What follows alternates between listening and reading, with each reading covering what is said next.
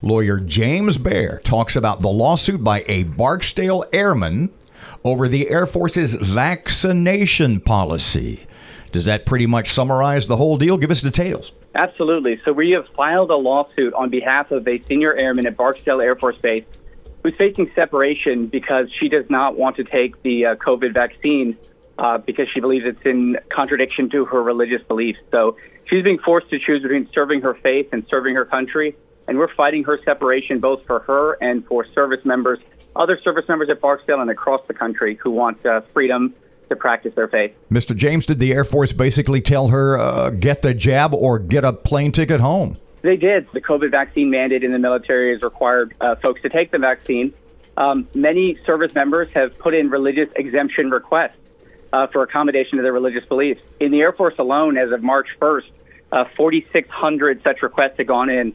But the Air Force and the other branches have been denying almost all of these requests.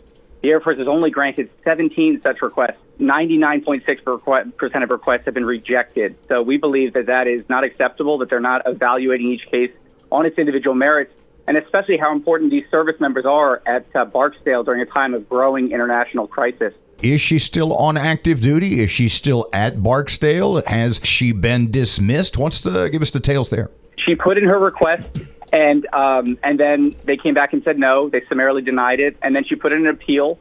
And again, her chaplain supported her, her unit supported her, and they've denied it again. So they told her that she's facing imminent separation. She would lose her GI Bill if she's separated. She would obviously lose her career. She dreamed of being a pilot in the Air Force and staying and serving her country. So she loses a great deal if the military separates her, and that's why we're filing this lawsuit, to have a judge look at this. Other judges who have looked at these cases have said that what the military is doing is wrong. Their process has been wrong, and they've blocked the military from separating service members, both in Texas and in Florida recently. You had mentioned earlier in our conversation, you had said in almost every case, the Biden administration has turned a deaf ear to military folks' appeals.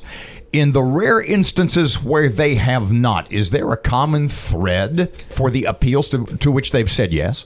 We've heard that those cases are folks who are already retiring, they're already leaving the service, and so that it's more of a smokescreen to say, hey, we've evaluated this and we've permitted some.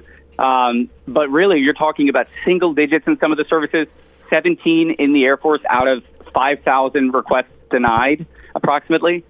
Is this a legitimate process? Meanwhile, there are other means to get exemptions from the vaccine in the military, medical and administrative. And the military has granted the Air Force has granted around 3,000 of those other requests. So why are religious people being treated differently than these other exemptions? Those folks can continue to serve, posing the exact same threat that our senior airman does, which at this point we would argue is pretty minimal.